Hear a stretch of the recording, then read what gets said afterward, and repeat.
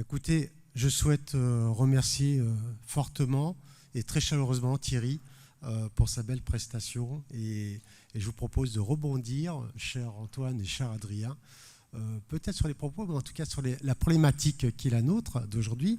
Donc face à cette crise de confiance, quelle pédagogie adopter? Et donc je voudrais m'adresser d'abord à Adrien.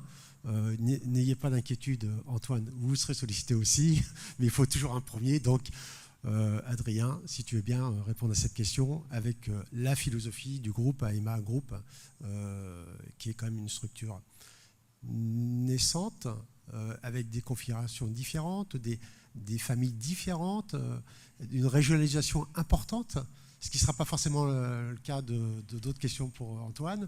Donc voilà, donc, je veux bien, si tu veux nous éclairer sur, en tout cas, comment cette crise de confiance est à restaurer ou pas, et est-ce que vous êtes en capacité, au niveau du groupe, dans la diversité qui est la vôtre, mais avec des enjeux politiques, stratégiques et philosophiques, parce que la gouvernance est très imprégnante et très prégnante au sein de l'environnement qui est le tien.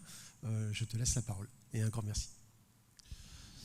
Merci Alexandre. Je vais rebondir aux propos extrêmement dynamiques de Thierry Baudet sur la question de la confiance. Finalement, la confiance, c'est toujours quelque chose qui nous est renvoyé autour de nous.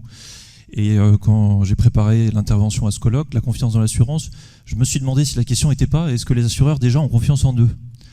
Parce que c'est vrai que l'année 2020, on est content d'être en 2021, parce que l'année 2020 a été un vrai tambour de lessive pour le secteur de l'assurance. Et finalement, quels sont les repères que l'on peut prendre pour se dire, effectivement, on est bien dans le jeu de la confiance?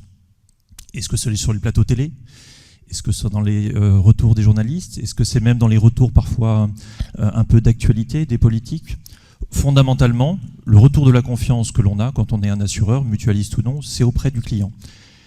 Et c'est là où moi je suis très content qu'on soit en 2021. C'est qu'on commence à avoir des premiers retours d'enquête de nos clients sur la façon dont ils ont vécu cette période, cette année si particulière 2020, vue de l'assurance. Il y a notamment eu un baromètre Opinionway qui est sorti il n'y a pas longtemps. Et figurez-vous que les assurés, la cote de satisfaction des assurés vis-à-vis de leur assureur a augmenté en 2020. Donc arrêtons d'aller à Canossa et faisons le constat qu'on a tenu notre rôle auprès des assurés en 2020. On a tenu le test de la confiance en 2020 vis-à-vis de nos assurés. D'abord, on a été en première ligne. Et je vais faire quelques propos sur AEMA à ce sujet. Il y a quasiment un an, moi je me souviens, je me tourne vers Stéphane ou Antoine qui ont dû faire ça, on a quasiment, non pas arrêté, mais mis nos activités à distance du jour au lendemain. On a tenu le test de la continuité de service grâce à nos équipes. On a été un secteur qui a été absolument remarquable par rapport à ça. Dans AEMA Group, il y a Massif. Massif, en 2020, ça a été 40 millions de contacts. Une année record en nombre de contacts clients, parce que nos assurés, nos sociétaires, nous ont plus que jamais sollicités pour être accompagnés. C'est ce que disait Pierre, notamment sur la dimension d'accompagnement. Mais on a été aussi en première ligne sur d'autres aspects. Dans AEMA Group, vous avez Aesio, et Aesio pilote à peu près 150 établissements de santé. Et bien, dans les EHPAD pilotés par Aesio, il y a eu évidemment les premiers EHPAD qui ont accueilli la vaccination. Donc les assureurs ont été sur la première ligne et on a tenu notre part.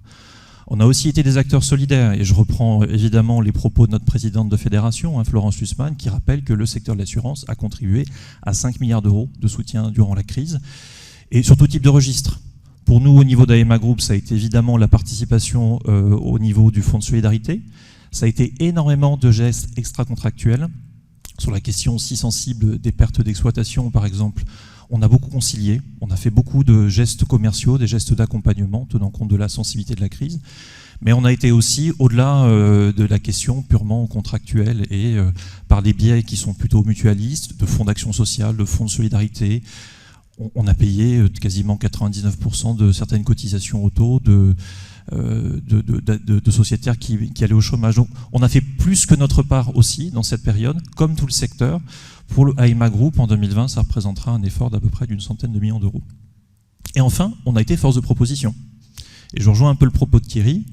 Le débat sur le régime CATEX, catastrophe exceptionnelle, a été assez emblématique d'un secteur qui a su se fédérer, faire une proposition viable, mais qui finalement est tombé dans un moment politique où les choses n'étaient peut-être pas totalement prêtes, pas totalement mûres pour poser une proposition de couverture d'un risque systémique, et il faudra y revenir. Donc fondamentalement, nous, assureurs, je pense que nous avons passé le test de la confiance. Ce n'est pas juste moi qui le dis en tant que dirigeant d'un groupe d'assurance, c'est les retours que l'on commence à avoir objectivement de nos assurés au terme de cette période si difficile. Et c'est la ligne qu'on doit tenir, d'être dans cette espèce de test de confiance permanent vis-à-vis de nos assurés. Merci Adrien pour le retour d'expérience.